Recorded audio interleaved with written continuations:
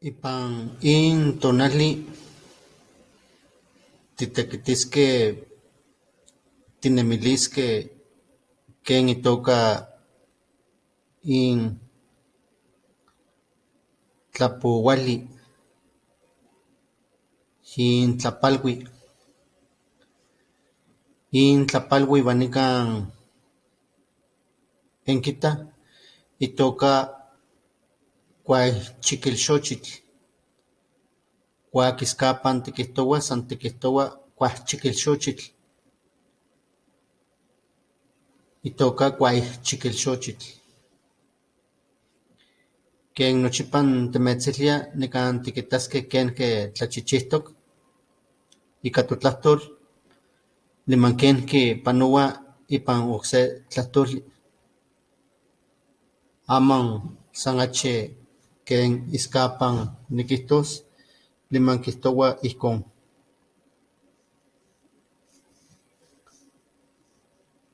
Tinochimeh matikihtokan kuachiquilxochitl. Ken que nococotona kihtoua kuaichiquil xochitl.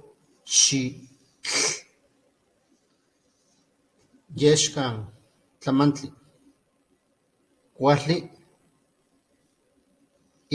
chiquili niman xochitl niman ijkon okualtlalia ika yin yexkan. Inban chichiltic uan peua inban chichiltic uan ocpa nehcuania. Niman cuac nehcuania san yehuen nosentlalia yeyi niman ompa nochihchiua on totlahtol. Amantzi tiquitztoqueh san uan xochimeh ocsique tlahtoltin ocse tlamantic nocualtlali. Aman cuac panoa ika ocse tlahtoli tameh nikan ticpiah ijkon kuachiquilxochitl, yexkan, nakan nocualtlalia niman cuac panoa ipan ocse tlahtoli ijkon quihtoua bueno, copete, flor, niman itlamil itoka absolutivo. Cuac tameh tihtlahtouah ipan ocse tlahtoli ijkon tihtlahtouah. Tameh cuali tiquihtosqueh bueno, copete, flor, pero ipan on ocse tlahtoli xcuali caquiste. Quinequi ticualtlalisqueh niman cuac ticualtlaliah ijkon quihtoua flor de buen copete. Ipan ocse tlahtoltin noixmatis ocse tlamantic. Aman maniconihto ika quex notlahtoli. Hoy es la lección 4. Este día vamos a degustar, vamos a ver con mucho cuidado esta flor que muchos lo conocen en español como la flor de terciopelo. Como verán, cada lengua tiene una imagen muy bonita desde su propio concepto. Para el caso del náhuatl, la definición es flor de buen copete. Y esta flor de buen copete a veces se asocia como los copetes que tienen las gallinas, los gallos y otras aves parecidas. Entonces aquí, como siempre les he comentado, vamos a ver dos cosas. Primero, cómo es la construcción desde el pensamiento náhuatl. Esta es la raíz, esta es su composición. Entonces, la palabra kuachiquilxochitl tiene 4 partes, 4 partículas morfológicas. Este es el primero, este es el segundo, este es el tercero y este es el cuarto. Y el cuarto es la terminación que se conoce y en lingüística, como ustedes saben, se le conoce como el absolutivo, es decir, el acabado de la palabra. Y entonces estas terminaciones provienen de las palabras bueno, proviene de la palabra copete, proviene de la palabra flor.